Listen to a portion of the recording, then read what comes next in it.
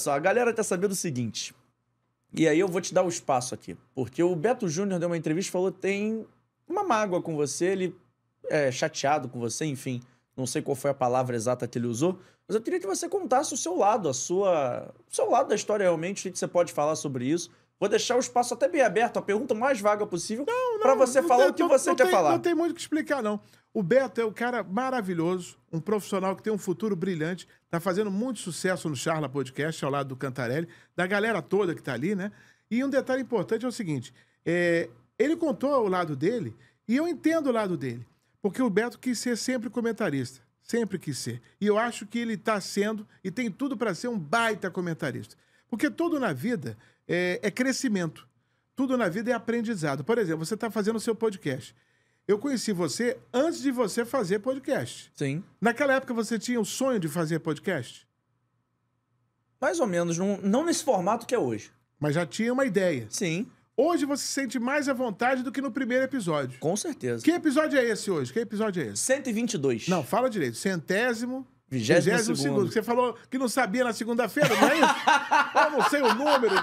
É 122º, não é É que eu isso? tenho medo. Eu falo assim, vai que eu erro, é melhor não. E quando chegar a 200, é 200º. É isso. Já sabe. Então, Já estamos no pace você não pro tá mais 200. solto hoje do que o primeiro? Com O teu certeza. primeiro episódio foi com quem? Foi com Edson Mauro. Então, bom de bola, né? Então, quando você fez aquele primeiro episódio, você ficou um pouco mais travado. Eu tava normal. nervoso. Não tá? Hoje você não tá mais solto? Totalmente. Então, e a tendência daqui a 30 episódios, 80 episódios, 100 episódios, 1000 episódios, você vai dominar com muito mais facilidade. A mesma coisa se aplica ao Beto. Não só ao Beto, mas a qualquer um profissional da área. Quando eu comecei a minha carreira, né, em 1985, eu tinha até vergonha de perguntar. E depois você vai passando, aprendendo, crescendo e tudo mais. Eu, por exemplo, passei por uma escola interessante, que foi a do Valdir Amaral. Depois a gente pode até contar sobre isso. Mas respondendo a tua pergunta. O Beto tem um potencial espetacular para ser um baita de um comentarista. Espetacular. E ele tinha essa oportunidade na Rádio Tupi. Só que a Rádio Tupi tinha o Washington Rodrigues, velho Apolo. Tem o Gerson, tricampeão do mundo. Tem o Dé e tem o Rubem Leão. O Beto seria o quinto comentarista.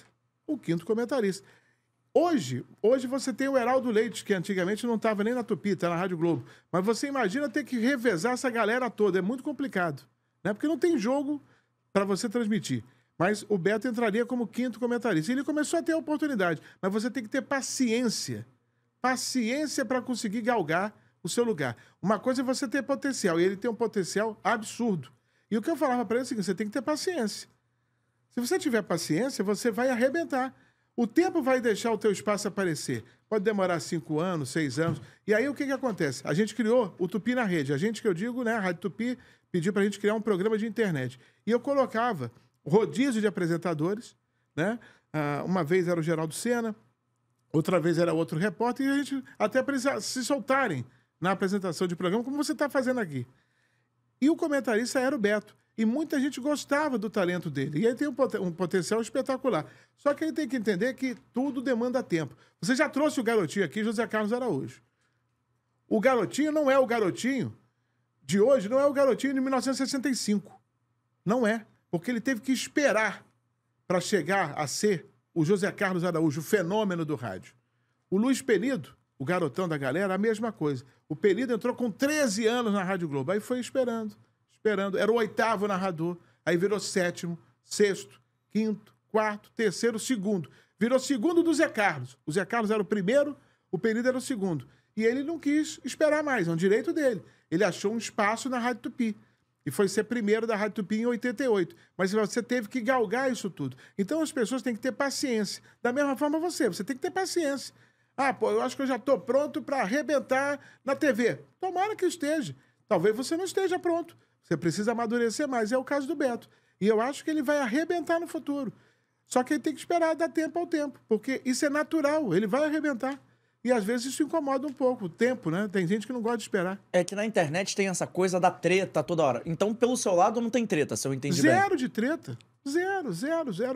Eu não falo mal de ninguém. Eu entendo tudo. JP. Entendo tudo. Só que as pessoas precisam ter paciência. Essa é a palavra-chave. Tem que ter paciência. Eu tive paciência, Penido teve paciência, o próprio Zé Carlos Araújo teve paciência, todo mundo tem que ter paciência. O Washington Rodrigues era repórter, meus amigos. Tem gente que não sabe. O Washington era repórter da Rádio Globo. E ele foi repórter até o Mundial de 81, que o Flamengo conquistou.